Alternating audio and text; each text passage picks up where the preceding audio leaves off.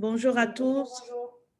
Bonjour, bonjour et bienvenue dans les ateliers mensuels de WIO. Donc, nous sommes un organisme à but non lucratif et nous sommes installés à Toronto depuis maintenant, on existe depuis bientôt 5 ans. Donc, nous sommes un organisme bilingue et qui œuvre pour l'éducation des femmes, l'empowerment des femmes, tout ce concerne aussi le leadership féminin et le droit des femmes. Donc, l'organisme a des programmes mensuels sur le renforcement de capacité des femmes et de leur leadership.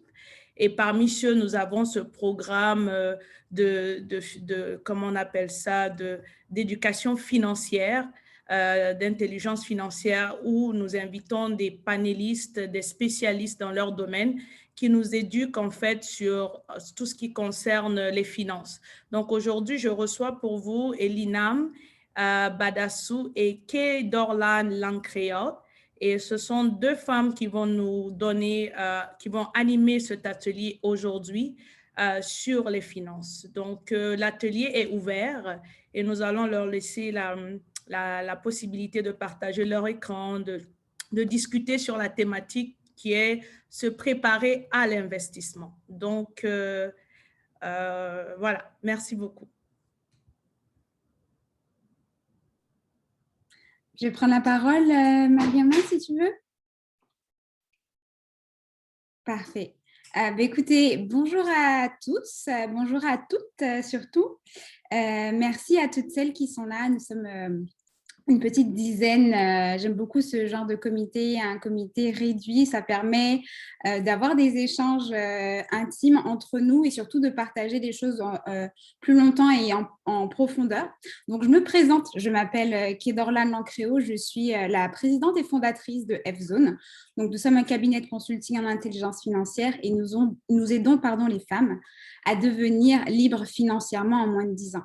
Donc, merci à toutes d'être là. Dites-moi dans le chat si déjà vous m'entendez bien, parce que j'aimerais m'assurer que vous m'entendez bien, vous m'entendez fort. Je suis vous le voyez bien, dans mon living room, dans mon salon. Donc, vous allez certainement entendre un four sonner. C'est normal, c'est parce qu'on est en train de finir le repas ici à la maison. Donc, dites-moi si vous m'entendez bien dans le chat, comme ça on pourra poursuivre. Avec nous aujourd'hui, si Elinam Badassou, je vais tout simplement te laisser te présenter rapidement, peut-être, Elinam. Et après, nous allons commencer la présentation, cet atelier sur les finances personnelles pour se préparer à l'investissement. OK, parfait. Merci, Kiderlan. Donc, bonjour à tout le monde. Soyez les bienvenus ce matin avec nous sur la plateforme et merci à WIO pour l'opportunité que vous nous donnez de pouvoir partager nos connaissances, nos expériences et tout. Donc, mon nom, c'est Elinam Badassou. Et je suis, dans le fond, dans le domaine des finances maintenant, ça fait quand même longtemps parce qu'à la base, j'ai étudié en finance. Donc, j'ai une maîtrise en finance à l'UQAM. Donc, je suis arrivée au Canada, ça fait bientôt 9 ans. Et j'ai toujours aimé le domaine financier et tout. Mais disons que j'ai quand même fait un shift dans le sens que ma formation de base était plus au niveau des finances corporatives, donc au niveau des entreprises. Mais dans mon parcours et tout, pour faire une histoire courte, j'ai eu l'opportunité de rencontrer quelqu'un qui m'a donné l'opportunité de voir un peu plus l'aspect finance personnelle. Donc, du coup, j'ai vraiment aimé ça parce que ce n'est pas des choses que j'ai malheureusement étudiées à l'université ou à l'école. Donc, pour moi, c'est venu me chercher et j'ai décidé d'en apprendre un peu plus pour moi-même pour pouvoir, bien évidemment, prendre de meilleures décisions au niveau des finances personnelles parce que c'est des choses qu'on a besoin à tous les jours. Et voilà, donc ça fait 4 ans que j'ai commencé à développer mon entreprise dans le domaine des finances où je peux vraiment m'asseoir avec des gens, des familles, des entrepreneurs, vraiment tout le monde, à pouvoir mieux comprendre tout ce qui est finances personnelles, à pouvoir connaître les outils aussi qui sont disponibles et aussi avoir accès aux meilleurs produits, dans le fond, qui sont là, qui peuvent nous aider à pouvoir atteindre nos buts. Donc, rapidement, un peu de moi, c'est ça. Et je ne sais pas si je dois donner d'autres détails et tout. Donc, c'est une première déjà en passant. Donc, c'est vraiment un privilège d'être avec vous ce midi et avec Kiderlan, bien évidemment. Merci, Elinam, pour cette belle présentation. Alors, nous allons commencer. Je vais essayer de vous partager mon écran. Et vous allez me dire si vous voyez bien mon écran. Comme ça, on pourra poursuivre. Alors, est-ce qu'on voit bien mon écran? Est-ce que mon écran est bien en plein écran pour tout le monde? Parfait. Oui, génial. Alors, nous allons commencer tout de suite. Donc, aujourd'hui, effectivement, l'atelier concerne les finances personnelles et la préparation à l'investissement.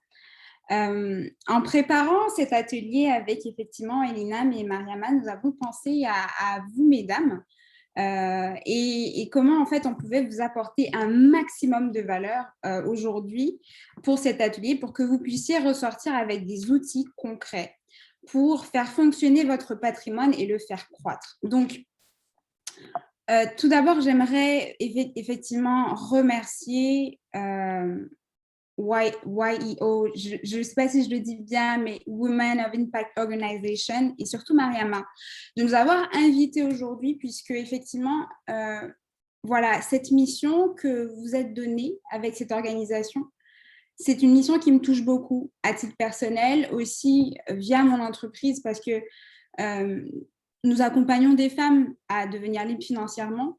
Mais ce que j'aime beaucoup, en fait, avec la mission de Women of Impact Organization, c'est parce qu'ils souhaitent vraiment promouvoir le droit des femmes, le leadership féminin, l'éducation et l'épanouissement. Et donc, ça se passe à travers différentes activités, dont le renforcement du leadership. Et quand on parle de leadership, on parle de beaucoup de choses. Je vais d'ailleurs vous introduire un peu cette notion qu'on connaît très mal, qui est utilisée un peu rapidement partout. Et c'est vraiment quelque part un peu un monde à la mode, un mot à la mode. Mais j'aimerais vraiment que vous compreniez ce qu'il y a derrière ce mot qui est le leadership et comment on fait pour s'apprivoiser finalement cette discipline-là au travers effectivement de l'éducation financière. Donc, l'éducation financière, c'est effectivement, au travers de Women Impact Organization, ça va être d'informer, d'éduquer les nouvelles générations de femmes leaders à mieux gérer leurs finances. Donc, ça passe par là. Ça passe par une façon de se finalement reconquérir le monde grâce à ses finances personnelles. Et c'est aussi vous donner, grâce à cette éducation financière, la possibilité d'avoir des choix éclairés en termes de finances. Nous le savons toutes, les finances aujourd'hui, ça touche à tout le monde. Ce n'est pas réservé à une certaine catégorie de personnes. Mais par contre, moi, j'aime bien l'appeler comme une science. Donc, une fois que vous savez que les finances et l'éducation financière, c'est une science, vous comprenez derrière qu'il y a certaines choses à connaître, certaines choses à savoir et à maîtriser pour pouvoir exceller dedans. Mais avant de commencer, j'aimerais tout simplement vous poser une question.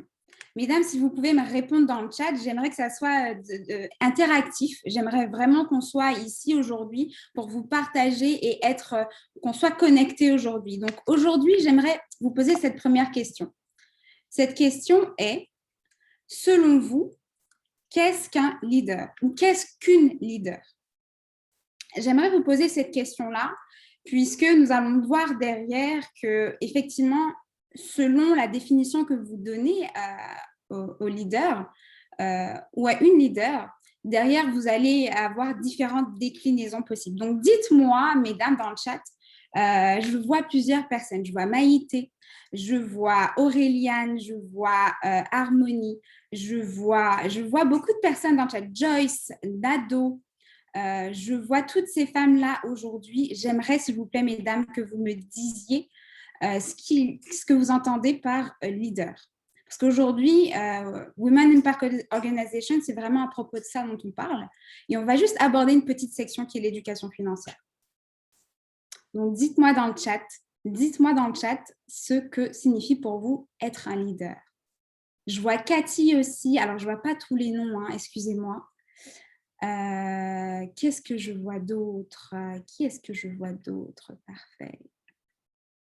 Alors, je vois dans le chat, un leader est une personne d'influence. Oui, tout à fait. Je vois Amafa qui dit c'est une personne qui trace la voie pour les autres à travers sa vie, son interaction avec les autres et ses valeurs. Parfait. Quelqu'un qui tire les autres vers le haut. Parfait. Pour un leader, c'est une personne qui aide les différentes personnes à atteindre les objectifs ensemble. Oui, waouh, je suis mais tellement fière de vous, mesdames. Un leader est une personne qui construit les autres. Oui, oui, oui, oui. Vous détenez, toutes mesdames, la vérité. Il y a toute une part de vérité. Je suis tellement contente que vous soyez en phase avec cette définition-là. Pourquoi? Parce que tout simplement, voici ce que moi, finalement, à travers cette façon de vous présenter les choses, j'entends par leadership. Effectivement, c'est le fait de mener. Donc, leadership, ça vient de l'anglais leader qui veut dire mener. Donc, ça veut dire que c'est quelqu'un qui va être un guide finalement. C'est quelqu'un qui va être la première personne. Je vois dans le chat qu'il y a beaucoup de femmes qui ont remarqué que c'était une fonction importante et qui va influencer également la décision des autres. Donc, c'est très important. Et ship, qui vient de l'anglais, donc qui veut dire bateau. Donc, effectivement, finalement, le leadership, c'est la capacité qu'a une personne, une femme en particulier, prenons le cas des femmes, à influencer, j'ai vu ça dans le chat tout à l'heure, à motiver effectivement et à rendre les autres capables de contribuer à un succès et à un projet, à une entreprise, à une vision. J'ai vu le mot vision dans le chat, j'ai vu le mot interagir et transmettre ses valeurs. Oui, oui, oui. Finalement, être un leader, c'est avoir une vision, effectivement, et c'est être suffisamment convaincu que son objectif, sa vision, est intéressante pour que les autres puissent être fassent partie finalement de ce projet-là et y contribuer. Donc, je souhaite juste mettre l'accent sur le fait d'être convaincu. Convaincu, pourquoi? Et je n'ai pas dit convaincant, d'accord? Donc, on ne va pas essayer de convaincre les autres. On va vraiment faire un travail sur soi, d'être convaincu de sa vision, de ses valeurs, de ce qu'on veut pour soi et de sa vie. Donc, c'est vraiment la différence qu'il faut mettre aujourd'hui dessus. Et j'aimerais juste rajouter que finalement, être un leader, c'est avant de l'être pour les autres, il faut l'être pour soi-même. Donc, aujourd'hui, un des messages que j'ai envie de vous faire passer, tout simplement, c'est le fait qu'être un leader, c'est aussi être un leader d'abord pour soi et pour sa vie. Et ça passe par différentes catégories, différents domaines.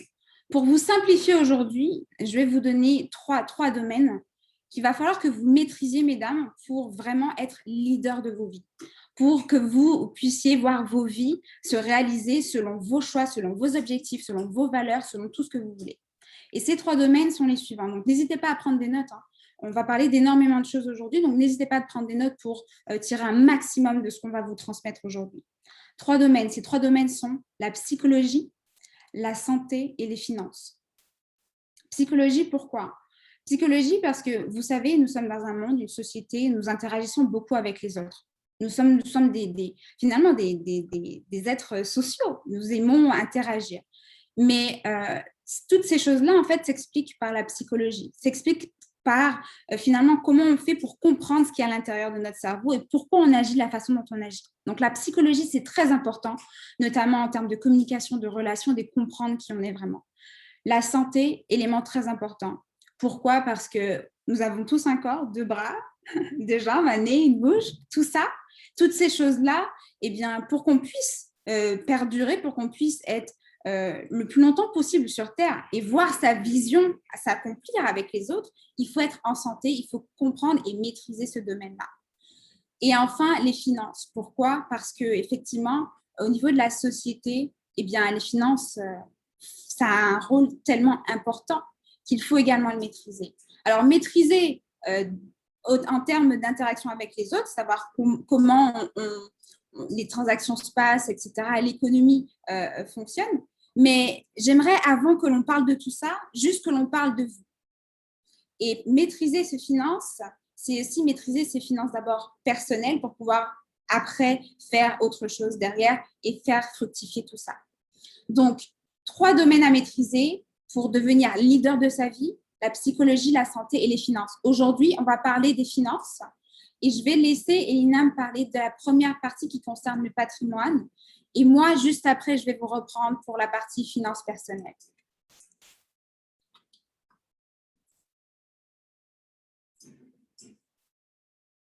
Parfait.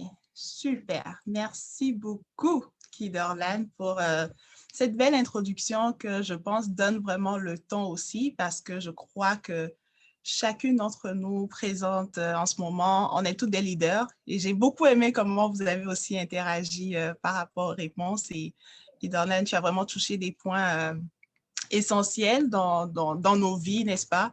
Donc, on va juste aller directement dans le sujet pour la partie vraiment du patrimoine. Donc, je vais partager mon écran avec vous. Donc, juste dites-moi quand vous le voyez. C'est bon? Parfait, c'est bon pour Parfait. moi. OK, super. Nice. Alors, donc, comme vous le voyez sur l'écran, aujourd'hui, on va vraiment parler de votre patrimoine financier. Okay? Chacun d'entre nous, on en a.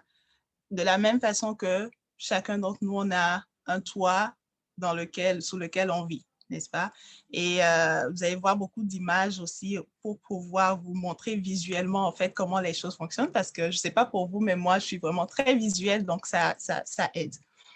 Alors, comme toute personne, comme j'ai dit, on vit sous un toit et tout, puis on veut tous avoir quand même une maison qui tient, n'est-ce pas? Qui est vraiment bien fondée, qui est solide et tout. Et les finances, en fait, c'est ça. Notre patrimoine, c'est tout ce qui constitue, en fait, notre valeur, tout ce qui fait en sorte que, voilà, on a notre valeur, en fait, en général. Et donc, je ne sais pas pour vous, mais personnellement, quand je suis arrivée au Canada, à part les connaissances que j'avais eues de mes parents pour me montrer comment épargner, mettre l'argent de côté et tout, c'était vraiment juste ça que j'avais.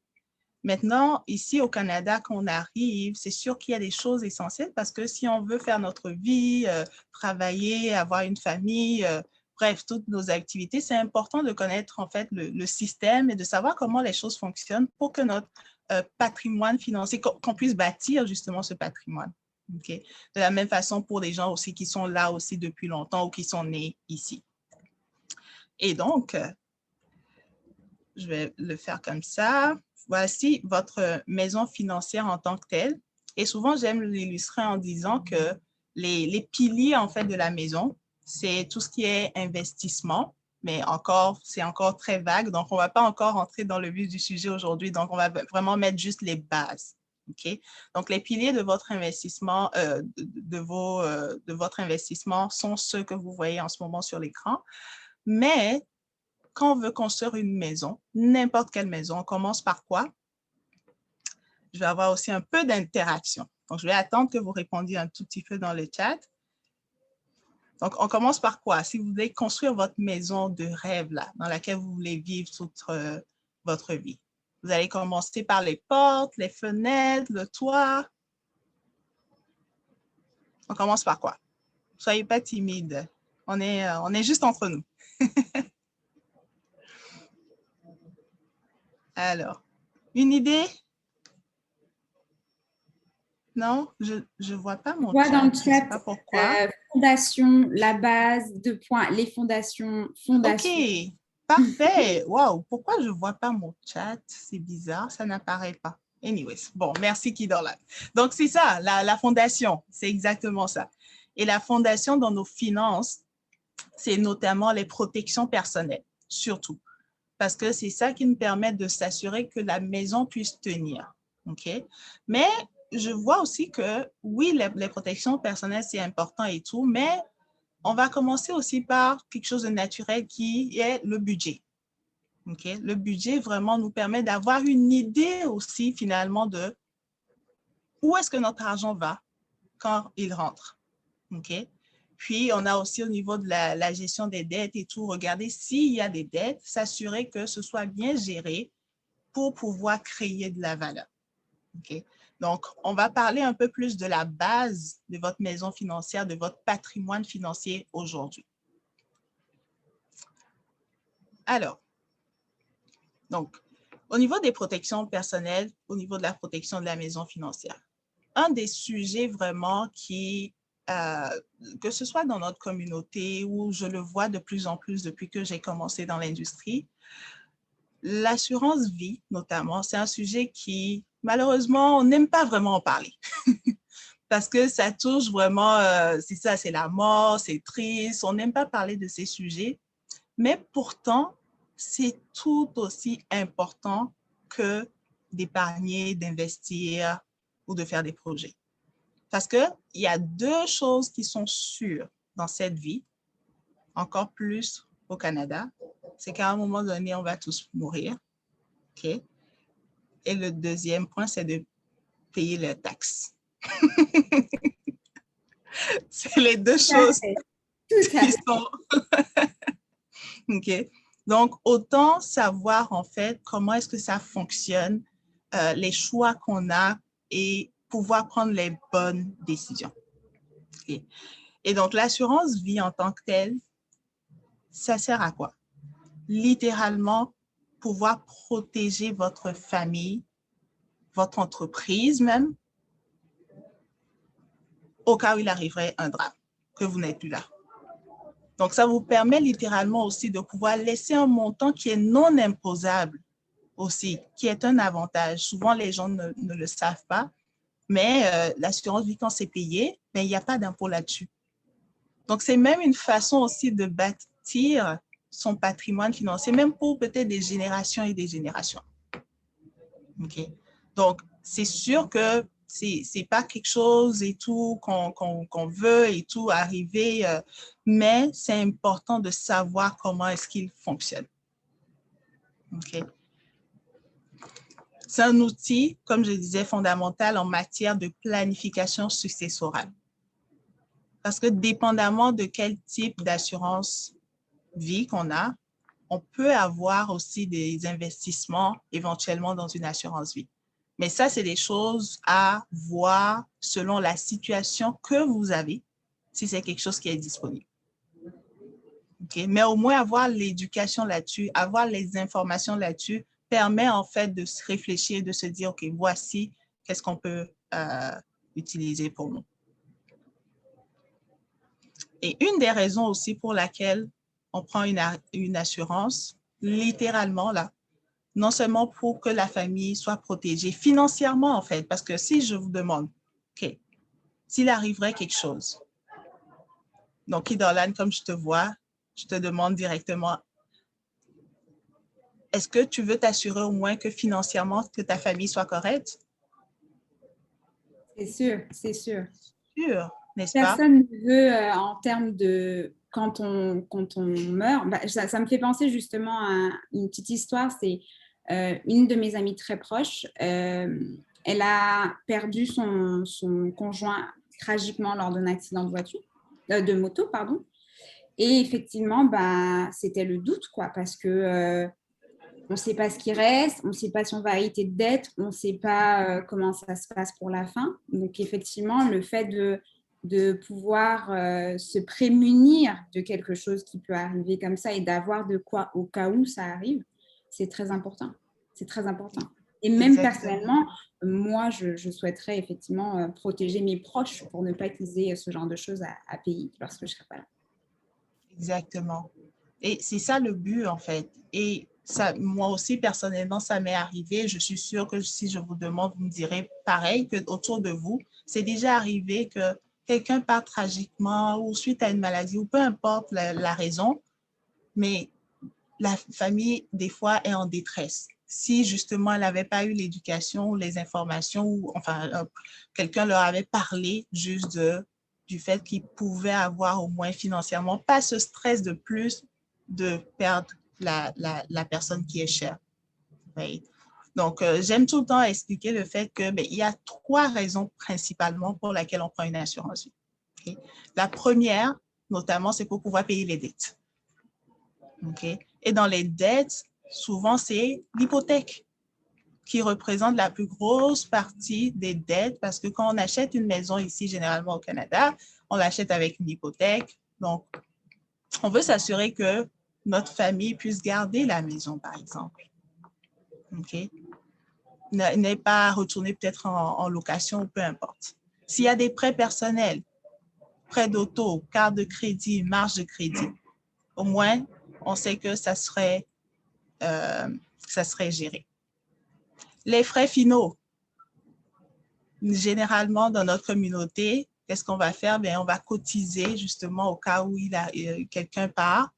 On va demander aux gens de cotiser pour pouvoir subvenir aux besoins. Pourtant, hein, on pourrait juste protéger, même pas payer trop cher pour eux, mais avoir au moins quelque chose qui permet de payer les funérailles. Un autre point très important que j'ai été surprise moi-même quand je l'ai vu la première fois, c'était qu'il y a des impôts qui sont dus au moment du décès. Et souvent, ça, c'est quelque chose qui détruit les familles financièrement. Donc, les impôts, il faut pouvoir payer cela. Et aussi, durant le temps de répit pour soit le conjoint ou la conjointe qui reste, ou pour la famille, peu importe, ben, ça pourrait servir à payer les factures. Parce que les factures ne vont pas s'arrêter. Hein? Ils ne vont pas dire, oh non, on est désolé pour votre perte et tout, puis on met les factures en hold, en pause. Non. Donc, durant ce temps, c'est important d'avoir au moins une source de revenu, quelque chose qui permet de pouvoir payer ces choses-là. Et aussi, ça peut être éventuellement pour un remplacement de revenus. Okay? Sur du long terme, ça peut aider la famille pendant un temps. Laisser quelque chose, un héritage ou quelque chose. Mais encore une fois, je suis consciente que c'est tout le monde, c'est à sa discrétion. Okay? Et souvent, ce que j'entends des fois, que ce soit des jeunes ou des gens qui sont célibataires ou qui commencent de travailler et tout, ils vont dire, oh non, j'ai pas de famille ou bien. Mais je dis tout le temps, vous avez soit une maman ou un papa. Parce que moi, quand je suis venue au Canada, j'ai commencé mes études et tout, j'étais seule ici. Mais je me suis dit, mais s'il m'arriverait quelque chose, mes parents vont soit venir ici ou faire rapatrier mon corps. Dans les deux cas, ça va coûter énormément d'argent. Donc, au moins d'avoir quelque chose qui leur permet de ne pas se soucier, pour moi, ça donnait la paix d'esprit. Mais aussi, plus tôt tu le prends, moins ça coûte cher. Tu vois? Donc, pour la famille, la maison plus tard, ou peu importe les projets, au moins tu peux déjà prendre la bonne décision et pouvoir assurer, en fait, encore une fois, ton patrimoine financier. Parce que je considère qu'on travaille très, très fort pour notre argent et tout. C'est important de le protéger. Et il y en a différents types d'assurances. Okay? Il y en a qui sont temporaires, il y en a qui sont permanentes. On rentrera dans les détails peut-être dans un autre atelier, mais pour dire que ce qui est vraiment important, c'est de connaître comment chacun fonctionne et c'est quoi qui serait approprié à votre situation. Parce que toutes les situations ne sont pas pareilles. Okay? Au niveau de l'assurance vie, vous savez, c'est vraiment que c'est en cas de décès que les bénéficiaires vont recevoir le montant. Mais on a aussi ce qu'on appelle les assurances maladies graves, okay? Qui aussi, c'est un sujet aussi sensible, surtout quand tu vois les statistiques qui disent qu'une personne sur deux vont avoir un diagnostic de cancer. C'est énorme. Et moi, je le dis tout le temps, je suis chrétienne, puis je crois en Dieu, je crois vraiment que s'il m'arriverait quelque chose, là, même un diagnostic, je vais à l'hôpital, puis on me dit qu'il y a telle chose, je crois fermement que je vais être guérie. Ça, c'est ma croyance, c'est personnel. Sauf que Dieu, il a donné aussi la sagesse. Il va falloir aussi aller à l'hôpital. Il va falloir faire des traitements s'il le faut. Et ça coûte de l'argent. Ça coûte énormément. Et souvent, oui, on est au Québec, notamment, où peut-être il y a des gens de l'Ontario ou d'autres provinces qui sont là avec nous. On a une certaine bonne assurance sociale ici qui nous couvre, mais il y a certaines choses qui ne sont pas couvertes. Et donc, c'est important d'avoir ces connaissances, encore une fois, pour qu'au cas où il arriverait une maladie grave, cancer, AVC, crise cardiaque, coma, c'est un montant forfaitaire qui est remis à l'assuré. okay, pour faire ce qu'ils veulent avec. Si c'est pour aller prendre un traitement dans un autre pays, juste voyager, parce que pire quand on dit, OK, il reste juste tel nombre de temps à vivre, ou même préparer la retraite, peu importe, au moins vous savez que vous êtes correct. Parce que je l'ai vu trop souvent, c'est que soit on va aller prendre dans nos économies, ou on va aller prendre sur une carte de crédit ou une marge de crédit pour pouvoir subvenir aux besoins à ce moment-là. Parce que quand ça arrive, là, on ne va plus forcément travailler. Vous voyez? Et c'est même possible d'avoir des retours de primes, dépendamment de ce qu'on prend comme option.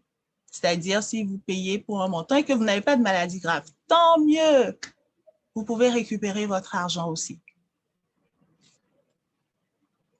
Puis, on a aussi l'assurance invalidité. Puis là, peut-être vous allez vous dire, ah, il y a assurance de ci, assurance de ça. Je disais la même chose aussi. C'est correct. Mais en fait, c'est important de savoir comment chacun d'entre eux fonctionne. Surtout quand vous êtes entrepreneur, ça, c'est vraiment comme obligé là. Parce que s'il arrive un accident ou une maladie, et eux tous fonctionnent différemment, hein, au moins vous pouvez avoir un remplacement de revenus en cas de maladie ou d'accident. Et même pour des salariés, aussi, c'est des fois important d'avoir quelque chose de complémentaire parce que votre employeur, c'est sûr, il y a l'assurance collective qui vous couvre, mais des fois, vous serez surpris que vous n'avez pas une couverture appropriée selon votre situation. Si vous avez des enfants, une maison, votre revenu, peu importe. OK? Donc, assurez-vous de vérifier, même avec votre employeur, c'est quoi vos couvertures. C'est super, super important. Et encore une fois, c'est sûr que c'est bien d'avoir une couverture avec votre employeur, ça vient avec, on le prélève sur votre paye et tout, mais si vous quittez votre emploi ou s'il arrive un licenciement, n'importe quoi, comme Corona est arrivé, beaucoup de personnes ont perdu leur emploi, mais figurez-vous que vous n'êtes plus couvert. Donc, c'est toujours important d'avoir quelque chose extérieur à ce que vous avez déjà. Alors, au niveau de la gestion des dettes, c'est un sujet aussi très, très, très important à aborder. Mais aussi, la façon dont je vais l'aborder aujourd'hui, ça va être beaucoup plus de distinguer vraiment les bonnes et mauvaises dettes, on va dire. OK? Et c'est quoi, en fait, les bonnes dettes? Les bonnes dettes, en fait, c'est des dettes qu'on contracte qui donnent la possibilité d'accroître notre valeur nette une fois que tout est remboursé. OK? Donc, ça peut être l'immobilier, donc un immeuble à revenu que vous prenez avec une dette, mais vous savez que vous avez des loyers, donc ça va repayer, OK, la dette. Et éventuellement, c'est votre actif, donc c'est correct. Prêt étudiant, bon, c'est pour pouvoir étudier et éventuellement avoir un meilleur poste pour pouvoir vous donner plus de revenus. Et souvent, les taux d'intérêt sont moindres, mais encore une fois, c'est aussi à voir et à évaluer. Et des fois, des prêts d'investissement aussi. OK?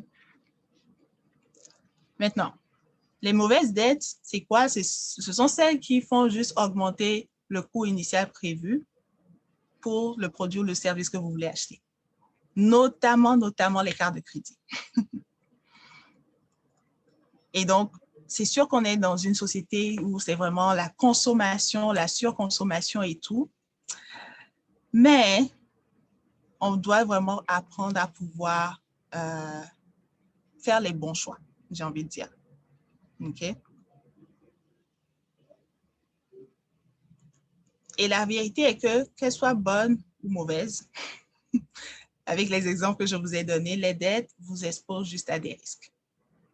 Okay? Ce qui est vraiment important, c'est juste de déterminer si vous pouvez effectuer les paiements et établir un bon plan de remboursement qui est clair.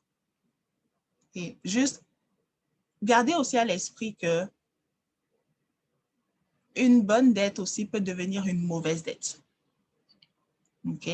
Si son coût dépasse vraiment vos moyens, c'est pour ça qu'il faut avoir un plan de départ. Et encore, les mauvaises dettes aussi peuvent parfois se transformer en bonnes dettes. Surtout si elles vous aident à pouvoir sortir d'une situation d'endettement qui est plus précaire. OK? Donc, déterminer vraiment si ça en vaut la peine. Et je vais vous poser une question qui est, est-ce que le bien que vous convoitez, est-ce que ça vise à combler un besoin ou un désir? Okay. Parce que s'il s'agit d'un besoin, mais que vous n'avez pas les moyens de tout payer d'un seul coup, on peut dire que c'est nécessaire. Mais encore une fois, je dis ça avec des pincettes. Parce que ce n'est pas normalement le premier choix. Mais si elle vise vraiment à satisfaire un désir et que vous pouvez trouver d'autres solutions qui n'ont pas pour effet d'hypothéquer votre avenir financier, ne le faites pas. L'épargne peut être une de ces solutions-là. Okay? Donc, pour la gestion des dettes, c'est vraiment d'analyser, budgéter. Ensuite, établissez pour le budget, Kiderlan va en parler tantôt, établissez un plan de match et aussi bannissez la honte. Vraiment, parce que je sais, des fois, c'est un sujet tabou pour bon nombre de personnes, c'est difficile et tout, mais on ne veut pas en parler. Non. Soyez ouverts pour pouvoir ouvrir le dialogue, que ce soit avec le conjoint ou des amis proches. Bon, c'est vrai que c'est délicat, mais au moins, cherchez de l'aide. Okay? Parce que vous n'êtes pas seul. Et aussi, j'ai envie de dire aussi, modifiez des fois aussi vos activités sociales. Dans le sens que des fois, il y a des choses qu'on fait parce qu'on aime les faire et tout, mais ce n'est pas forcément nécessaire. Parce qu'on ne veut pas s'endetter des fois pour pouvoir faire, par exemple, des activités qui sont coûteuses ou des activités. C'est remplacer plutôt ces choses pour des choses qui sont, par exemple, gratuites. OK? Et au niveau du paiement aussi des dettes, priorisez vraiment vos dettes dont les taux d'intérêt sont le plus élevés. Donc, à payer en premier. Ensuite, on a les fonds d'urgence. Les fonds d'urgence, on en parlait avec Kiderlan la dernière fois un peu, c'est assez particulier parce que en réalité, dans notre budget, là, si tout est là, bon, si on voit notre société ici nord-américaine, disons que c'est beaucoup ici qu'on parle vraiment de fonds d'urgence aussi. Mais c'est quoi en réalité? C'est un montant qu'on met de côté pour faire face aux imprévus. Parce que tout le monde vivra à un moment donné une urgence suite à une dépense inattendue, une baisse, mais en même temps, des fois, ça ne devrait pas être si inattendu que ça. Parce que les choses sont quand même prévisibles.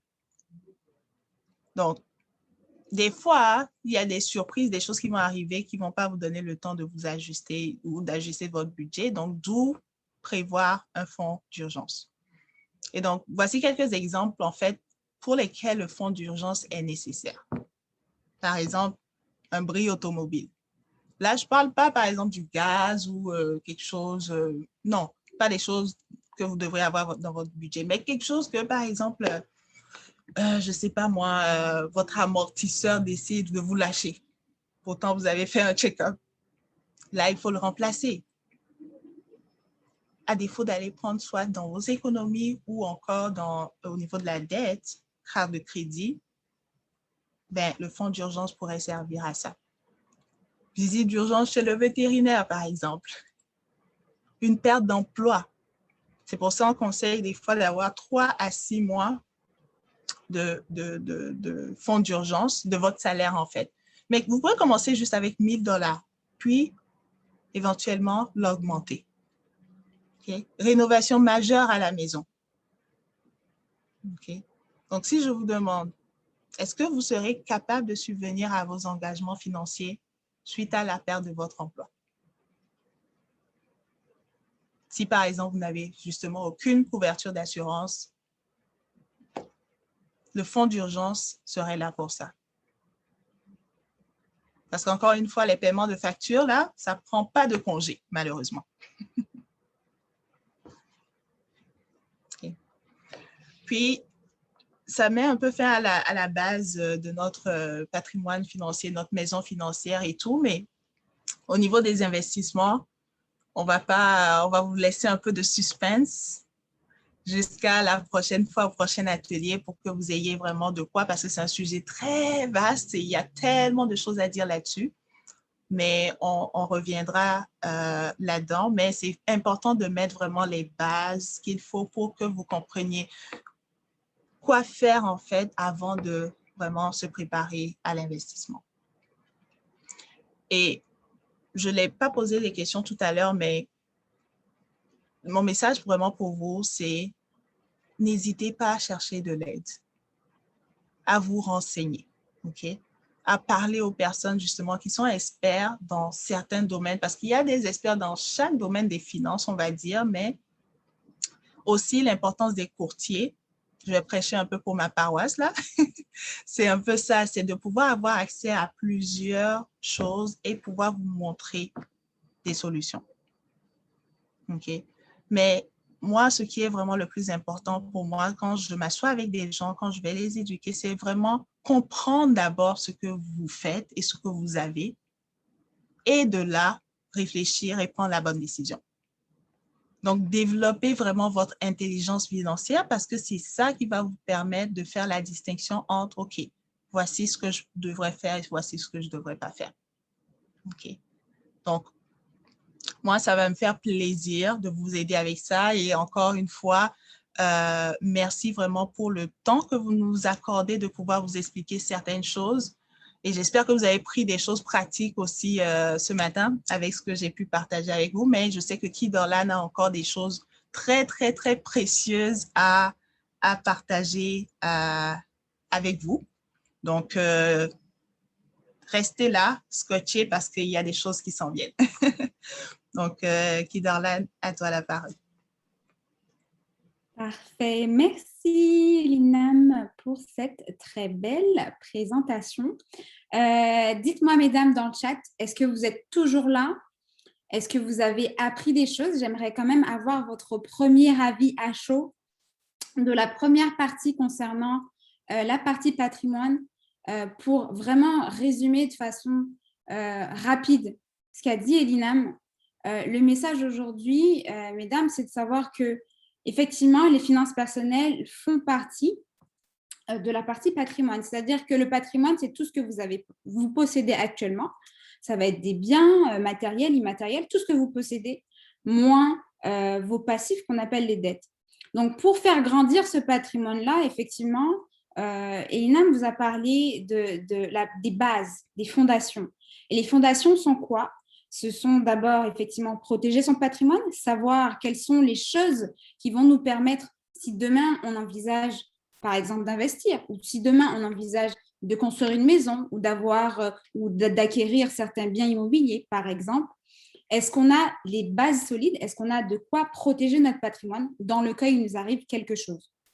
La deuxième chose dont Elinam nous a parlé, c'est la gestion des dettes. C'est-à-dire que oui, on a mis en place quelque part finalement une sécurité et un premier verrou qui concerne les protections. Donc, ça peut être par les assurances vie, ça peut être par les assurances maladies graves.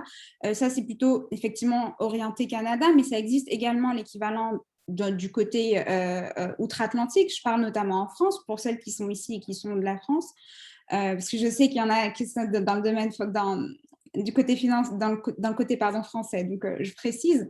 Mais oui, effectivement, ça existe des protections et vous allez trouver des protections similaires dans d'autres systèmes également.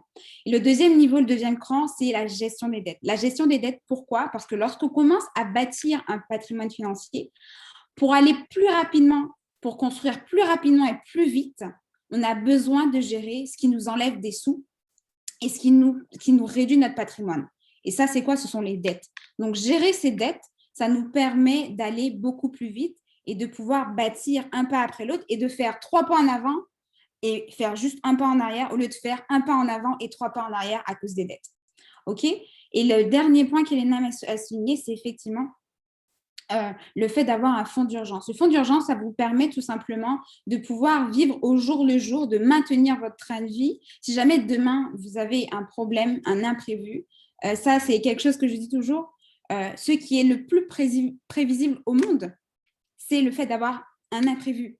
Tout le monde le sait. Tout le monde le sait. On aura un imprévu quoi qu'il arrive. C'est prévisible. Le fait de dire, je ne sais pas quand est-ce que ça va arriver, oui, on ne sait pas, mais on sait que ça va arriver quelque part et à un moment donné.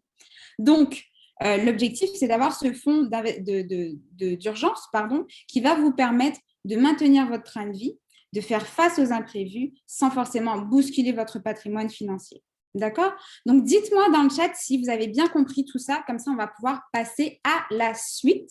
J'attends vraiment vos retours aujourd'hui dans le chat pour m'assurer vraiment que vous saisissez bien ce qu'on dit. Si j'ai vu qu'il y avait des questions dans le chat juste avant, pendant que tu présentais, Inam, on va juste faire une session questions-réponses à la fin, la deuxième partie qui concerne les finances personnelles. Dites-moi dans le chat si vous suivez toujours, si c'est bien compris. Si jamais il y a des questions, n'hésitez pas, on va y répondre après. Mais quant à moi, si tout est bon, je vérifie dans le chat si tout est bon, on pourra effectivement poursuivre. Alors, je vais vous partager mon écran. Oui, on répond, parfait, top. Partager l'écran, et ça sera juste ici. Parfait.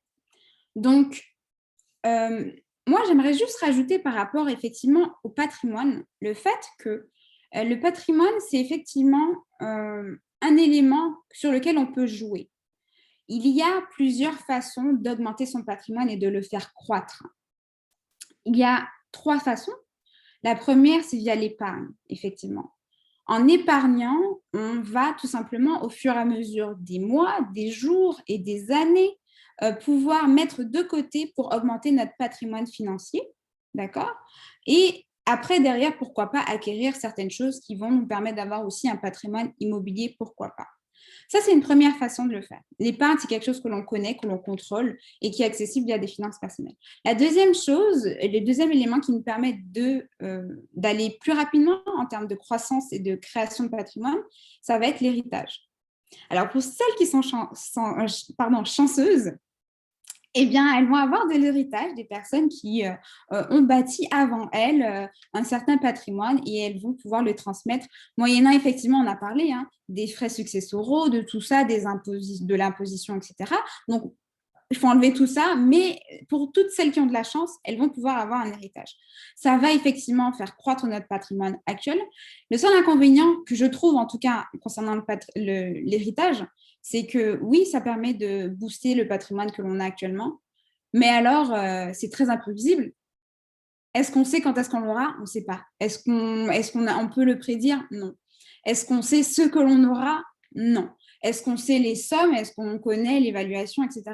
Non. Est-ce que ça sera en plus suivant nos intérêts personnels? Pas forcément. Vous allez certainement hériter de quelque chose comme peut-être une entreprise d'élevage de poulets. Si vous aimez l'élevage de poulets, tant mieux. Si vous n'aimez pas ça, il va falloir faire avec parce que c'est votre héritage maintenant. D'accord? Et le troisième point, c'est effectivement l'investissement. Donc, le troisième point, effectivement, on va en parler durant l'atelier numéro 2 qui aura lieu la semaine prochaine. Mais ce que j'aimerais juste vous mentionner là-dedans, c'est qu'effectivement, l'investissement, ça permet de booster et plus rapidement comparé à l'épargne, d'accord? Mais aujourd'hui, on va juste se focaliser sur les finances personnelles. Pourquoi? Parce que les finances personnelles nous permettent de bâtir de l'épargne et nous permettent derrière de croître notre patrimoine financier. Si tout le monde me suit, je vais pouvoir continuer. N'hésitez pas à me dire dans le chat si tout le monde comprend et si tout le monde m'entend également.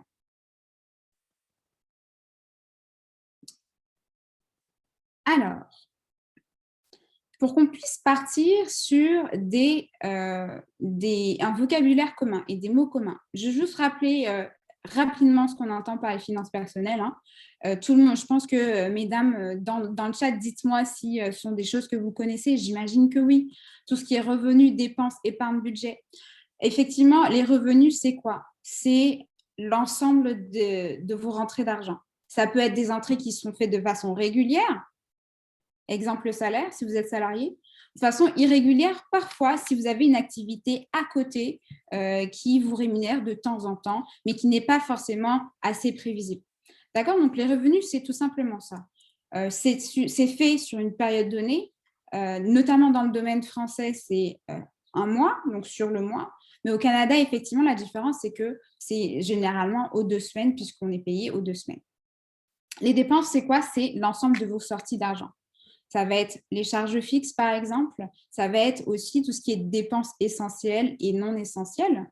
Donc ça va être des montants qui sont très irréguliers. Ça va vraiment varier d'un mois à l'autre. D'accord? Et ce qu'on appelle par épargne, finalement, c'est la soustraction de vos dépenses à vos revenus. D'accord? Donc, ça va varier d'une personne à une autre. Ça va varier pour vous.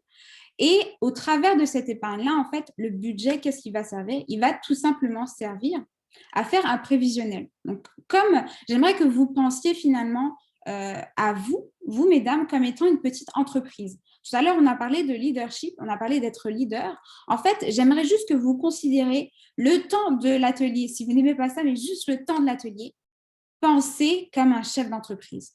Votre entreprise, c'est vous-même, ok? Vous êtes l'entreprise et vous, votre objectif, c'est de faire fonctionner cette entreprise-là. Pour faire fonctionner une entreprise, on a besoin de quoi? On a besoin que la trésorerie soit positive tout le temps. Le budget, c'est ça. Ça permet tout simplement d'avoir les revenus d'un côté, les dépenses d'un côté, de se dire, OK, ça, si c'est haut et ça, c'est plus bas, OK, je serai en positif. Si mes dépenses sont trop élevées et mes revenus sont trop bas, OK, je serai dans les négatifs et je risque de faire faillite. C'est ça le budget. Je ne veux pas que vous soyez crispés lorsqu'on parle de budget parce que ce n'est vraiment pas ça l'idée. Parce qu'un budget, c'est vraiment un prévisionnel. Vous êtes là pour le respecter ou pas le respecter. Moi, je sais que j'ai un budget. J'ai des budgets par rapport à mes catégories de dépenses. Mais ça ne veut pas dire que je me contrains effectivement à dépenser que cette partie-là pour ce mois-ci. Ça me donne juste un indicatif sur ce que j'ai. OK? Est-ce que c'est bon pour vous? Dans le chat, s'il vous plaît, mesdames, répondez-moi. Est-ce que tout est clair par rapport à ça? Je veux un oui ou un A et comme ça, on pourra continuer. Mettez-moi un oui, un A, comme vous voulez. Parfait. Oui, génial. Oui, oui, oui. Parfait.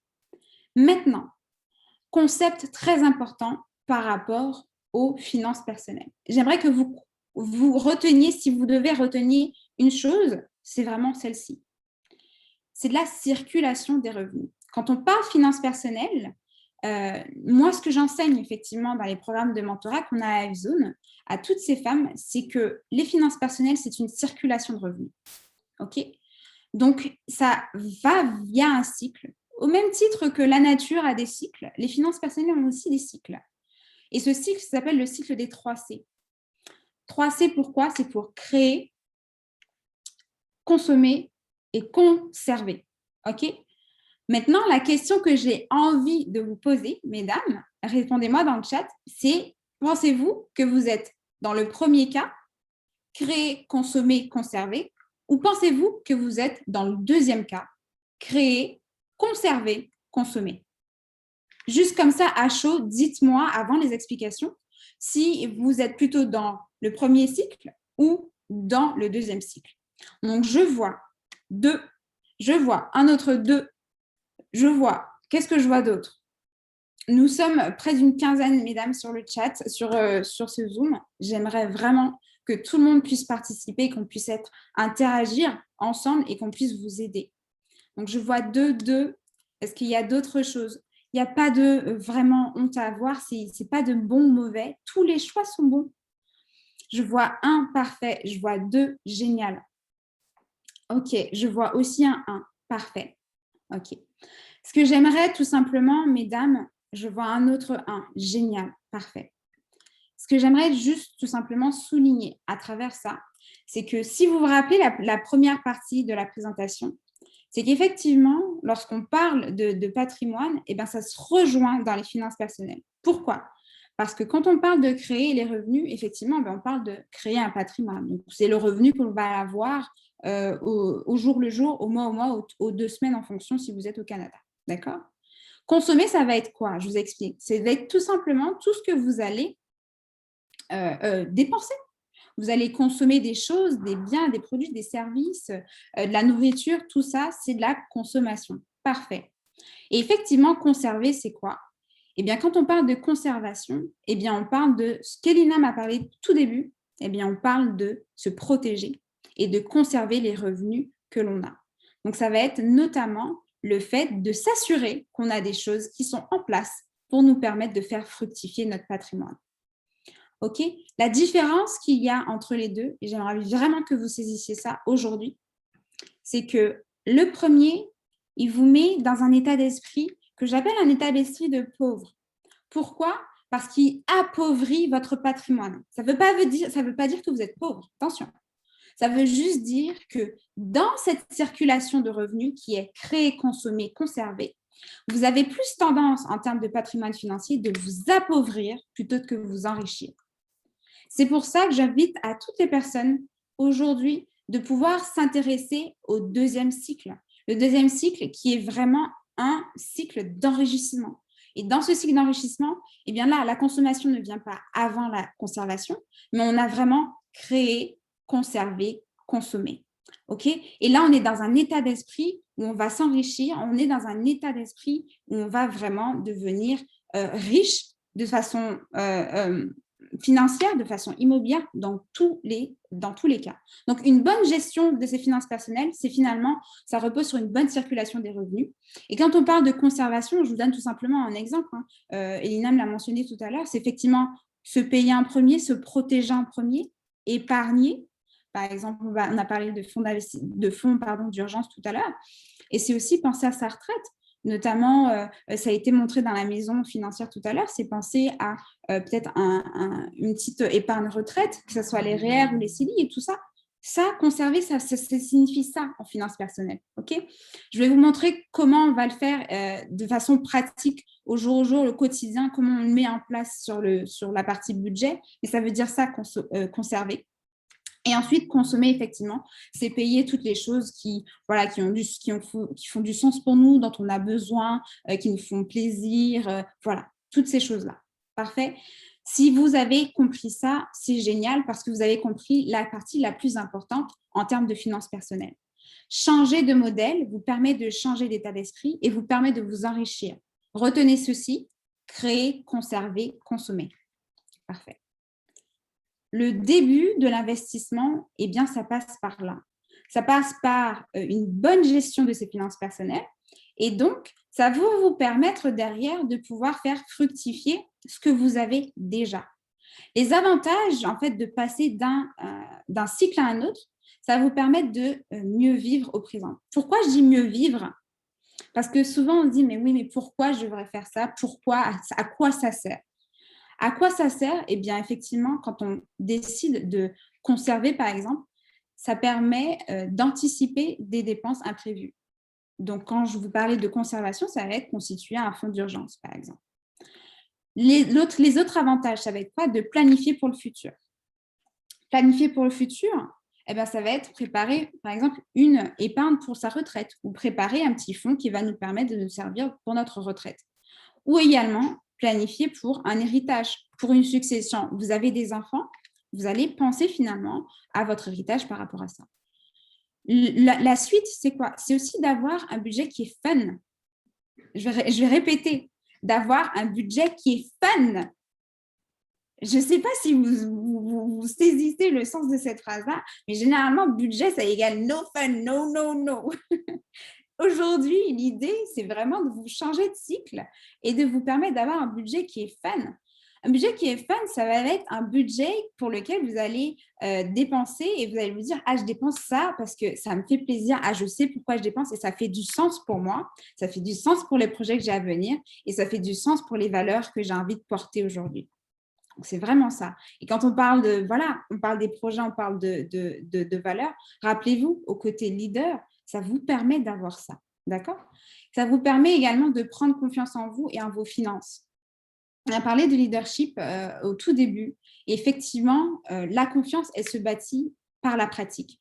Et je vous suggère, mesdames, c'est un conseil aujourd'hui, vraiment de le faire en commençant par les finances personnelles. Pourquoi ? Parce qu'avec les finances personnelles, vous avez la possibilité d'avoir une pratique. Si vous êtes en France, ça va être une pratique de 24 fois dans l'année. Donc déjà, vous êtes, comment dirais-je, beaucoup plus avancé que la majorité des gens. Vous allez pratiquer vos finances, vous allez vraiment suivre vos finances et vous allez vous enrichir 2 fois plus vite que toutes les autres personnes. Et si c'est au Canada, pardon, je me suis trompée de chiffre, ça va être 12 fois en France, mais si c'est au Canada, ça va être 24 fois parce que vous êtes payé aux 2 semaines. Okay ? Donc, c'est prendre la confiance par la pratique, par le fait que vous maîtrisez déjà ce premier pilier Et ensuite, vous allez pouvoir maîtriser les autres piliers qui sont derrière effectivement l'investissement et on en parlera par la suite. Et effectivement, c'est vous créer des excellentes habitudes, des habitudes qui vont vous servir pour de l'investissement. D'accord? Donc, la première règle et la règle numéro 1, c'est vraiment de gérer cette partie-là qui est les finances personnelles. Et ce qui est important, je vais vous le dire aujourd'hui, c'est cette phrase-là. Ce n'est pas ce que l'on gagne qui est important, mais c'est ce que l'on garde. Ce qui est important, ce n'est pas ce que l'on gagne, mais ce que l'on garde. D'accord? Donc, si vous avez compris ça, c'est génial parce que vous avez compris vraiment 90% de ce qu'il fallait comprendre en termes de finances personnelles. Maintenant, en pratique, qu'est-ce que ça donne? En pratique, créer, conserver, consommer, qu'est-ce que ça donne? Donc là, aujourd'hui, c'est que ce qu'on voulait vraiment vous faire, c'était un atelier pratique et vous donner finalement des clés pour vous permettre déjà à la sortie de l'atelier, vous dire comment je fais pour l'appliquer dans ma vie, là. Comment je peux essayer de comprendre ces concepts-là qu'on vient de m'expliquer et l'appliquer dans ma vie. Créer, ça veut dire quoi? Mesdames, je vous suggère, vous pouvez prendre des notes, ça veut dire tout simplement faire la liste de vos revenus, la nature, le montant, la fréquence de ce que vous avez. Si par exemple vous êtes salarié, c'est faire la liste du salaire que vous avez, le montant et la fréquence. À ceci, vous allez juste le mettre dans une carte et vous allez mettre revenus. Parfait. À ceci, vous allez soustraire votre imposition. Pourquoi? J'explique pourquoi. Soustraire l'imposition. Ça, c'est une méthode que je vous donne. Alors, ce n'est pas une méthode absolue, attention, hein, je vous partage vraiment quelque chose qui va vous permettre de vous aider aujourd'hui. C'est une des méthodes, ce n'est pas la méthode. C'est une méthode qui marche pour moi, pour des personnes que je mentor et qui marche très bien. Elle peut s'adapter à vous, c'est juste un cas de figure comme ça pour vous aider. À ceci, vous allez soustraire votre imposition. Ça va vous permettre de quoi? Ça va tout simplement vous permettre d'avoir un revenu qui sera un revenu net. Donc, ça sera votre revenu net utilisable. En gros, votre revenu net utilisable, c'est ça qui va vous permettre de fonctionner. Donc, vous allez finalement, en soustrayant le montant de votre imposition, si vous ne savez pas comment calculer le montant d'imposition, vous avez des simulateurs sur Internet. Vous pouvez le trouver pour le Canada sur Turbo Impôt ou même en France sur impôt.gouv.fr. Ça marche de la même façon. Vous rentrez vos revenus, vous allez pouvoir retrouver votre imposition. Et vous allez, en fait, grâce à ça, mettre une partie de côté, réservée à l'imposition. Ça va vous permettre d'être relax. Je ne pense pas à la taxation, je ne pense pas à rien. Je pense juste à mon patrimoine et à le faire fructifier. Ensuite, on va passer à la partie conservation. Okay. Là, qu'est-ce qu'on va mettre dedans? Eh bien, on va se payer en premier. Payer en premier, ça veut dire réserver un capital, par exemple, pour sa retraite. Payer en premier, ça veut dire réserver un capital pour un projet qui est à venir, qui me tient à cœur, que j'ai envie de réaliser. Je mets de côté pour ce projet-là. Ça veut également dire protéger son patrimoine. On vous a parlé des différents types d'assurances, déclinables dans différents pays en fonction de là où vous vivez. Aujourd'hui, on vous a parlé vraiment spécifiquement du Canada, mais c'est applicable à vraiment d'autres pays. Et enfin, conserver, ça va être mettre aussi de côté pour les épargnes de précaution, pour les urgences, pour les projets, pour l'investissement également. Et enfin, consommer, ça va être quoi? Eh bien, je vous suggère de faire la liste de vos dépenses, la nature et les montants, d'identifier les charges fixes, loyer, téléphone, etc. Ces choses-là qui sont finalement pas très compressibles. Et de cela, vous allez soustraire vos dépenses à vos revenus. Ça va vous donner, c'est censé vous donner un bilan positif. Moi, j'espère que ça vous donne un bilan positif parce que ça veut dire quoi? Que vous commencez déjà à bâtir de l'épargne et à construire votre patrimoine financier. OK? Et tout le reste, qu'est-ce que ça va être? Finalement, c'est du bonus. Et quand je parle de bonus, c'est du bonus pour effectivement votre patrimoine, mais aussi ça peut être pour du plaisir. On est là pour avoir du fun, on est là pour profiter.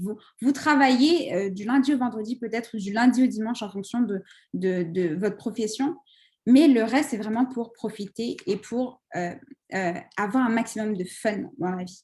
OK? Donc, un petit cas rapidement. Si je prends un cas pratique au Québec, permettez-moi de boire de l'eau parce que effectivement, je parle beaucoup et ça assèche la gorge. Cas pratique. Prenons le cas d'une personne qui vit au Québec, par exemple. j'ai pris un exemple voilà, de revenu mensuel de 2000.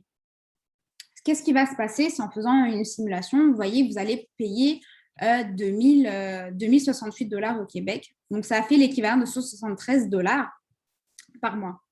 Qu'est-ce que vous allez faire? Vous allez tout simplement réserver cette partie-là sur un compte. Vous pouvez appeler impôt. OK? Il va vous rester 1827 dollars. Ces 1127 dollars, c'est pour vous. OK? Vous faites ce que vous voulez derrière. Et vous pouvez notamment utiliser le cycle dont je vais parler, créer, conserver, consommer. Vous pouvez décider de vous payer un premier en attribuant peut-être un 10%. J'ai mis une somme comme ça, mais ce n'est vraiment pas un truc qu'il faut retenir. Ça va dépendre de vos revenus, ça va dépendre de votre situation. Ça peut varier entre 5, 30, 40%, 50%. Ça dépend vraiment de vous. Je vous ai mis 10% pour avoir une idée. Ça vous permet d'avoir 200 dollars sur un compte que vous allez réserver pour cela. Vous payez un premier. Protégez votre patrimoine. Pour protéger son patrimoine, on a parlé de ça, ça va être les assurances notamment, mais ça va être quelque chose qui va certainement tourner entre 20 dollars et 60 dollars, peut-être plus en fonction de votre couverture, etc. Mais c'est pour vous donner à peu près un ordre d'idée. Donc, vous allez soustraire ça et vous allez également soustraire et mettre de côté pour votre épargne de précaution. Là, j'ai encore mis 10%, ça va être 200 dollars. Ce qui fait que vous vous retrouvez avec quoi, mesdames? 1377 dollars. OK? Jusque-là, tout va bien.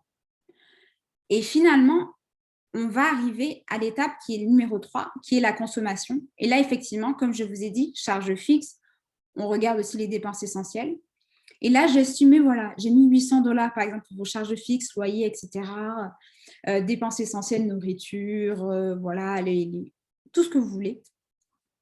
Et ça fait à peu près, j'ai mis, voilà, 1100, entre 1100 et 1200. OK? Ce qui va vous rester finalement, mesdames, à la fin, c'est quoi? C'est un montant plaisir, un bonus qui est de 277 dollars. 277 dollars, ça veut dire que en plus d'avoir le fun avec 277 dollars, vous avez déjà pensé à maîtriser vos finances personnelles, vous êtes payé en premier, vous avez assuré les revenus que vous êtes en train de créer, votre patrimoine que vous êtes en train de bâtir, et vous êtes aussi assuré, d'au cas où, si jamais il se passe quelque chose, d'avoir un petit montant à côté qui vous permette de subvenir à vos urgences. OK? Donc ça, c'est le must du must lorsqu'on veut commencer à investir. Pourquoi? Parce que vous êtes en fait 3, voire, je ne sais pas, 300%, voire 500% en avance avec toutes les personnes qui sont derrière et qui n'ont pas encore pensé à ce système-là. OK? Donc, c'est vraiment très important. Et le budget plaisir, voilà, je l'ai mis 277 dollars. C'est quoi? Pour vous donner un exemple, ça va être un massage et 3 restaurants tous les mois. Ça va être une session shopping, session ongles pour celles qui aiment, tous les mois. Ça va être session coiffure pour les produits. Voilà, moi, c'est plutôt ce budget-là que je réserve pour le plaisir parce que moi, j'aime ça, j'aime les coiffures, les cheveux, etc. Ou ça peut être aussi un montant que vous mettez dans une formation, une éducation. Pour aller voir un professionnel, par exemple, si vous voulez vraiment travailler sur ce domaine-là, si vous voulez acquérir des compétences en termes d'investissement. Donc, c'est vraiment tout ça qu'il faut comprendre. Et là, je vais m'arrêter là-dessus pour finir rapidement et pour vous laisser le temps de poser des questions. En fait, je vais juste montrer que finalement, c'est faisable. D'accord? Et les finances personnelles, ça commence par ça. Et tout ce qu'on vous a donné aujourd'hui, eh ben, c'est praticable. Pratiquement, c'est possible et je vous ai donné aujourd'hui un cas et c'est applicable également à vous et je vous suggère de le faire pareil, suivant effectivement vos propres revenus. Donc, en résumé, qu'est-ce que c'est finalement les finances personnelles? Eh bien, ça va être la base de la création de votre patrimoine. D'accord? Effectivement, en maîtrisant les principes fondamentaux dont on vous a parlé au tout début. Ça va être également le premier pas vers un investissement réussi. Pourquoi? Parce que je dis toujours finalement que les finances personnelles, pour vous imaginer un peu, c'est comme le terreau. Je ne sais pas s'il y a des jardinières ou des personnes qui ont la main verte ici dans le chat. Moi, je n'ai pas la main verte. Hein. J'essaye, mais je n'ai pas la main verte. Je vous dis ça comme ça, c'est vraiment une image. Moi, j'essaye. Hein. J'ai quand même, je ne sais pas si vous voyez derrière, j'ai une petite plante. Elle se porte quand même pas mal bien. Mais tout ça pour vous dire que les finances personnelles, c'est le premier pas. C'est le terreau. Si vous avez un bon terreau, un terreau nourri, un terreau arrosé, un terreau qui a des nutriments dedans, vous allez pouvoir faire pousser des choses dedans, des bonnes plantes. Et ces plantes-là, ça va être vos investissements. OK? Et aussi, les finances personnelles, c'est l'opportunité de construire sa vie. On a parlé de leadership au tout début. Les finances personnelles, c'est également un moyen de pouvoir reprendre contrôle de sa vie et de profiter au jour le jour, mais également de profiter pour toujours. Dans le sens où vous profitez également pour votre futur, car vous bâtissez d'ores et déjà, au fur et à mesure que les jours passent, non pas dans 5 ans, non pas dans 10 ans, mais maintenant, vous mettez déjà les bases pour pouvoir avoir un patrimoine financier et vivre tout simplement et être heureuse. C'est ça le but. C'est vraiment, in fine, d'être beaucoup plus heureux, d'avoir un bien-être financier, parce qu'aujourd'hui, nous le savons toutes, mesdames, l'une des premières choses qui donne mal à la tête, ce sont les problèmes financiers. Et si vous arrivez à maîtriser ce domaine-là, vraiment, vous êtes à des années-lumière par rapport à un grand nombre de personnes. OK? Donc, j'espère que tout le monde a compris tout ça. Moi, quant à moi, ça m'a fait vraiment plaisir de vous partager tout ça. On va vous laisser la parole. Je pense que ce soit dans le chat ou même de vive voix, si on peut faire ça aussi, pour vous permettre de répondre finalement à vos questions et partager effectivement si vous avez des choses particulières, des choses à nous poser. On fera un plaisir avec Elinam et moi-même de vous répondre à propos des finances personnelles et du patrimoine. Donc, merci beaucoup. Maintenant, je vais laisser la parole finalement au chat et à toutes ces dames qui nous ont attribué leur attention. Est-ce qu'il y a des questions, mesdames? Mettez-le dans le chat. S'il y a la possibilité aussi d'enlever votre micro, n'hésitez pas. Je ne sais pas si Mariama, on a la possibilité de faire ça aussi, étant donné qu'on a un comité un petit peu plus réduit. Mais à voir. Tout à fait, oui. Les personnes qui ont des questions peuvent débloquer leur audio et puis ils pourront poser la question aux intervenants. Parfait. Merci beaucoup. Alors, première question, quelle différence entre les finances des particuliers et les finances des entrepreneurs? C'est-à-dire, parce que si tu te souviens un peu de ce que j'ai dit au tout début, moi, je considère qu'un particulier, comme une entreprise, ça peut être une grande entreprise, nous fonctionnons de la même façon. C'est-à-dire que l'objectif, c'est d'être positif à la fin du mois, à la fin d'une période donnée. Okay? Donc, pour moi, ça fonctionne de la même façon. Après, quand tu dis quelle différence existe-t-il, est-ce que tu peux préciser, s'il te plaît, Aureliane, ou sinon, enlever ton micro, débloquer ton micro, on pourra échanger comme ça là-dessus pour t'éclairer là-dessus. Oui, tout à fait. Je suis chef d'entreprise et, oui. et du coup, je me pose des questions sur les options ou les différents types de financement qui sont offerts aux chefs d'entreprise, puisque on a quand même quelque chose d'un peu différent d'un particulier qui gère son budget au quotidien. Est-ce qu'il y a certains organismes vers lesquels je devrais me tourner ou des plans ou des options ou des assurances spécifiques pour les entrepreneurs? Et je suis basée au Canada. D'accord, parfait. Est-ce que je te laisse peut-être répondre, Elinam, sur cette particularité-là? Oui, bien sûr. Oui. Merci beaucoup. Et merci Aurélia, c'est ça, hein, pour la question. Et donc, oui, effectivement, surtout pour les entrepreneurs, dépendamment du secteur et tout, côté financement, c'est sûr qu'il faut s'adresser à des organismes en particulier. On pourrait regarder un plus en détail parce qu'il y en a tellement. C'est juste de pouvoir trouver ce qui correspond à vraiment votre besoin. Et en tant que tel, par rapport aux produits, par exemple, d'assurance, oui, effectivement, il y a des choses qui sied plus aux entrepreneurs que pour un particulier, définitivement. Donc, encore une fois, mais de façon générale, les bases sont pareilles. Comme l'a dit Kidorlan, tout le monde devrait se considérer comme une entreprise, puis côté budget et tout, c'est les bases. Maintenant, si vous avez une entreprise, par exemple, incorporée ou bien à votre compte, il y a des spécificités, c'est sûr, qu'on doit regarder pour designer, si on veut, ce dont vous avez besoin en termes de produits financiers pour vous aider à atteindre vos objectifs.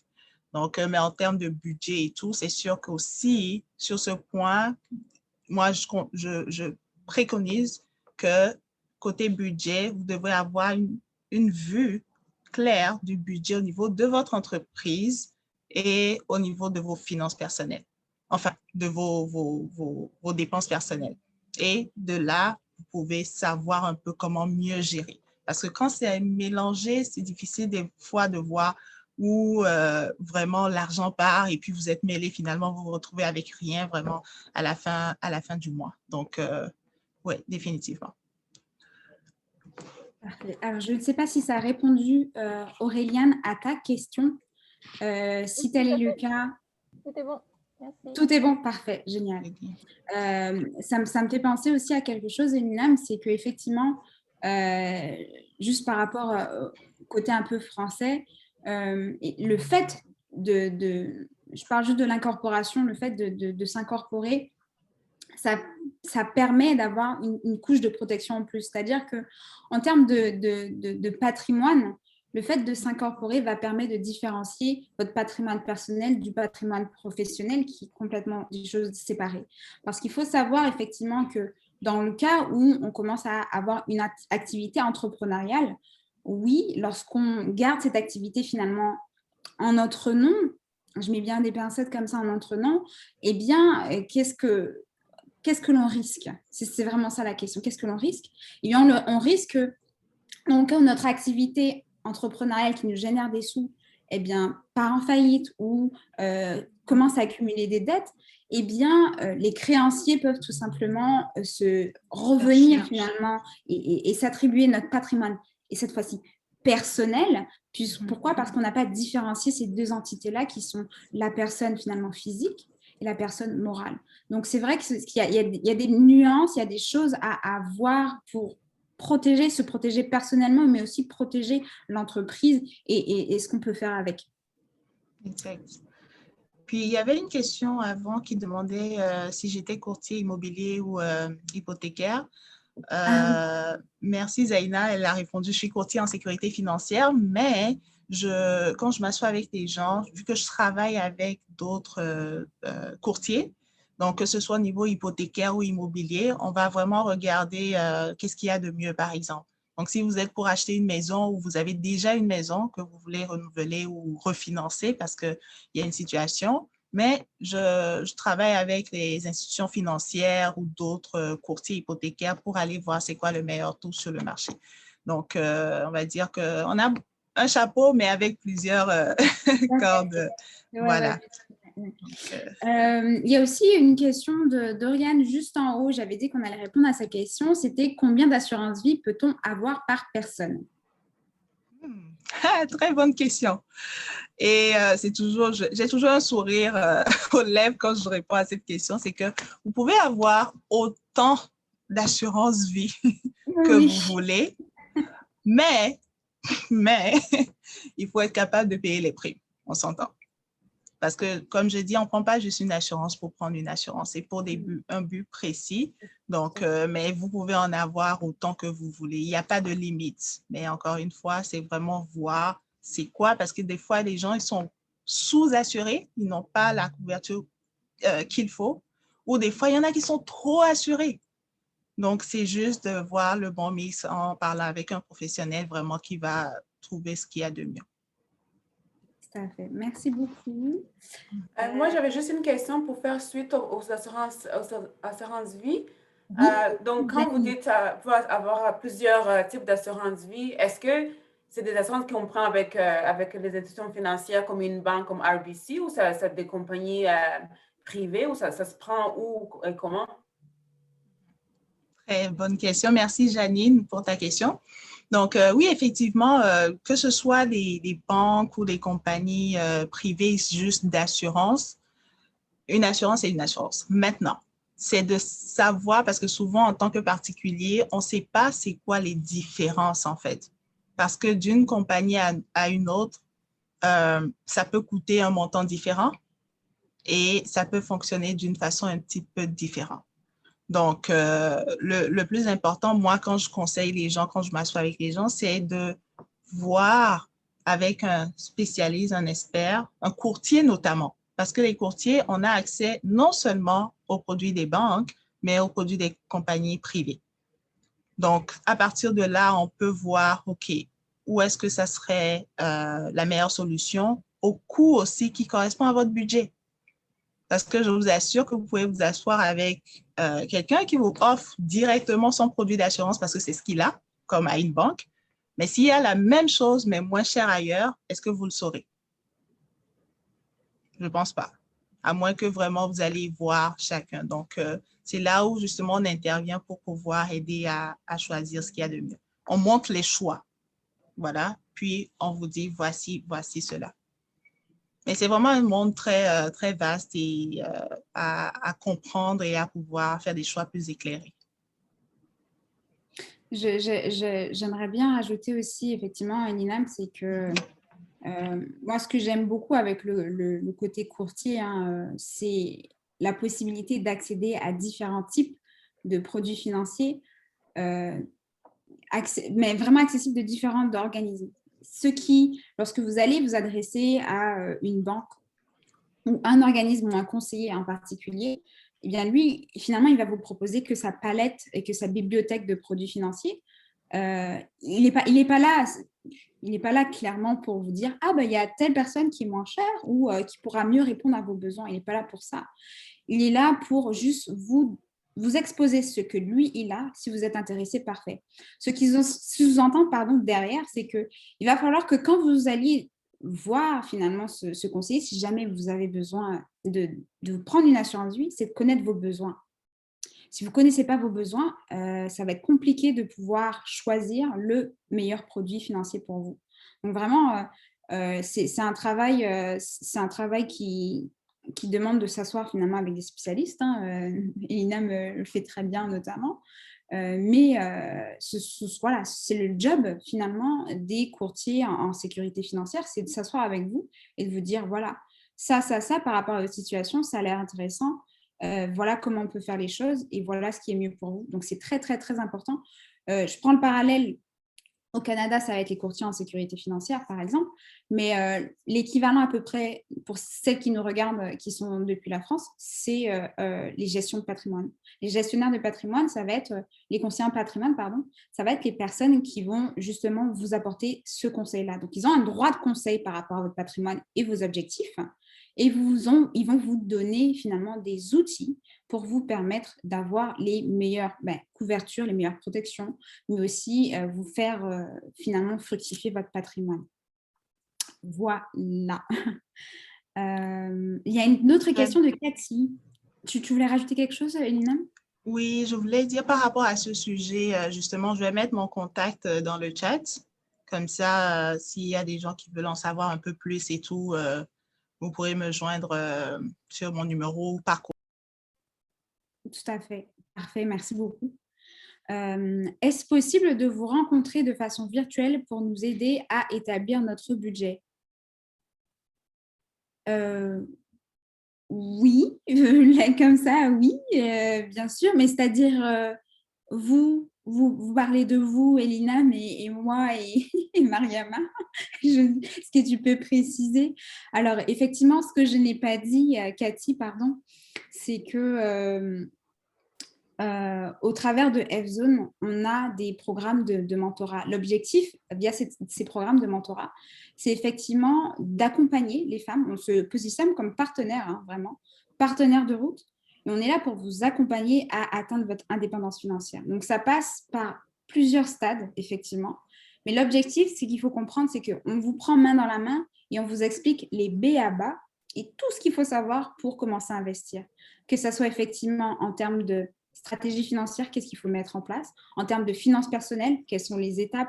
On les a un peu exposées aujourd'hui, mais dans les programmes de mentorat, on rentre en détail et on rentre en profondeur par rapport à votre situation aussi, c'est très important.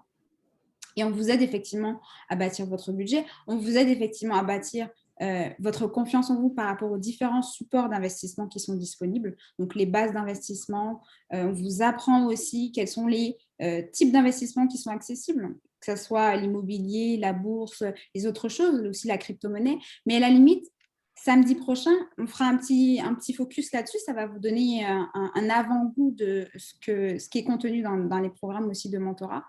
Et donc, c'est ce qu'on fait tout simplement. Et on vous aide surtout à passer à l'action. Au travers des programmes de mentorat, personne ne sort de ces programmes sans être passé à l'action. C'est-à-dire que vous êtes finalement obligé, lorsque vous prenez ces programmes de mentorat, vous vous engagez à investir.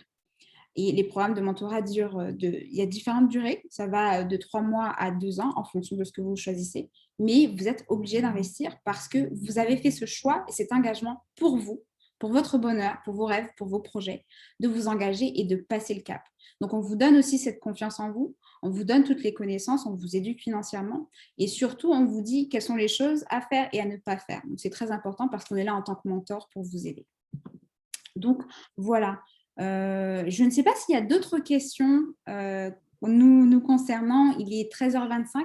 Je suis très contente parce qu'on a quand même pas mal réussi le timing. C'était quelque chose de très important pour nous, pour ne pas que ça dure trop longtemps. Si jamais vous avez besoin effectivement de plus d'informations, je mettrai également mes contacts pour me retrouver sur les réseaux. Les 4 dernières minutes, j'aimerais vous poser cette question-là, mesdames, pour toutes celles qui sont restées jusqu'au bout. Déjà, je tiens à vous remercier. Même au nom d'Elinam, on vous remercie avec Mariama d'être restée jusqu'au bout. C'est très, très, très important pour nous. J'aimerais juste vous poser cette question-là. C'est quelles sont les choses ou la chose que vous avez retenue de cet atelier? Quelle est vraiment la chose ou les choses que vous avez retenues ou que vous avez même appris lors de cet atelier? Et comme ça, nous, derrière, voilà, ça nous permettra aussi d'avoir un retour de ce qui a été impactant pour vous et surtout de pouvoir continuer le travail, vous aider un maximum. Et c'est ce qui est important. Vous permettre d'être des leaders, vous permettre d'être libre financièrement, vous permettre d'exposer votre talent au monde. C'est ce qui est important. Exactement. Puis si je devrais rajouter quelque chose rapidement, c'est qu'on est vraiment, on a de la plateforme, on a plein de choses, d'outils, et notamment aujourd'hui, Kidorlan et moi, on est là pour vous dire qu'il y a de l'aide, en fait. Il y a ce dont vous avez besoin pour passer à un autre niveau, justement, dans vos finances personnelles. Et je trouve ça vraiment inspirant de voir des jeunes femmes, justement, qui prennent leur place et tout, parce que les domaines des finances, on est d'accord que c'est dominé vraiment par les hommes, hein. C'est vraiment plus masculin et tout, mais de plus en plus, il y a beaucoup de femmes et tout qui prennent leur place, de leaders aussi, et puis naturellement, on prend soin des gens, n'est-ce pas? Donc, je trouve qu'avec les finances, c'est encore mieux de pouvoir équiper non seulement d'autres femmes à pouvoir vivre cette liberté financière, parce que moi, je crois que l'abondance, là, on peut l'avoir. Et pas seulement même juste au niveau des finances, mais même dans la tête, dans le mindset, notre paix du cœur, notre joie, peu importe. Moi, je trouve que ça doit être à tous les niveaux. Et encore plus dans nos activités de tous les jours, les finances et tout. Donc, vraiment, n'hésitez pas à contacter Kidorlan avec son programme de mentorat ou moi-même. N'hésitez vraiment, vraiment pas. On est là pour ça et Women of Impact Organization est là justement pour aider à aller à un autre niveau de leadership avec des outils comme ça. Et franchement, je dis juste chapeau. Et puis, vraiment, on est en de bonnes mains, j'ai envie de dire. Donc, merci à vous d'avoir pris le temps pour passer avec nous, en fait, cet après-midi. Et j'ai hâte à la prochaine fois, au prochain atelier Oui, avec toi, Kidorlan. Ça va être génial. On va là parler vraiment de pur et dur investissement. On va vous montrer des belles choses, je pense. Je pense que ça va vous plaire. Si cet atelier vous a plu, je pense que le deuxième va vous plaire. Donc, je vous invite, si vous n'avez pas encore vos places, à vous reconnecter avec nous samedi prochain. Ça sera samedi 22, si je ne me trompe pas, à la même heure, de midi à 13h30, pour celles qui nous suivent au Canada. Avoir l'heure pour les autres, je pense que ça doit être 18h, 19h30 pour les personnes qui sont en France notamment. Et voilà, donc ceci conclut notre atelier. Je te laisse peut-être la main, Mariama, pour clôturer tout ça. Et moi, ça m'a fait vraiment très plaisir d'être là aujourd'hui avec vous. Et j'espère vous revoir très vite, très prochainement, pour enfin, mesdames, qu'on soit ensemble et qu'on puisse vous faire avancer. Waouh, waouh, waouh. Bonjour à tout le monde. Je vais me présenter rapidement. Je m'appelle Charlotte Moulongo et je suis la responsable événementielle et bénévole à WIO. Et j'aimerais juste prendre un moment pour remercier nos deux intervenantes aujourd'hui. Merci beaucoup, Elina. Merci beaucoup, Keydorian. C'était merveilleux. C'est vraiment un honneur de vous avoir. Et merci d'avoir partagé vos connaissances, votre expérience avec nous. C'est vraiment un honneur. J'aimerais aussi prendre le temps de remercier toutes les femmes connectées à cette conférence. C'est vraiment, on est vraiment ravis de vous avoir encore et encore pour un autre atelier. J'aimerais juste préciser, comme Keydorian l'a dit, il y a la partie 2, donc ne vous inquiétez pas, il y a la partie 2 déjà pour ce samedi. Ça sera déjà pour ce samedi à la même heure. Donc, si vous n'êtes pas encore enregistré, vous pouvez toujours le faire sur Eventbrite. Et j'aimerais aussi vous dire qu'après cet atelier, on va juste vous envoyer un petit sondage, juste pour nous rassurer que tout a été correct, que vous comprenez bien les choses aussi. Il y a des choses à ajouter. On serait ravis d'avoir un retour de votre part. Et donc, voilà. Si vous avez quelconque question, vous pouvez toujours nous contacter par email et notre équipe sera vraiment ravie de répondre à vos questions. Et encore une fois, merci beaucoup à nos intervenantes, Keydorian et Elina, et au ravir de vous avoir encore samedi prochain. Merci. Merci beaucoup. Donc, ça sera tout pour cet atelier aujourd'hui. Passez un excellent week-end, une excellente journée et de la part de WIO, merci encore. À bientôt. Bye bye. Bye bye. Bye.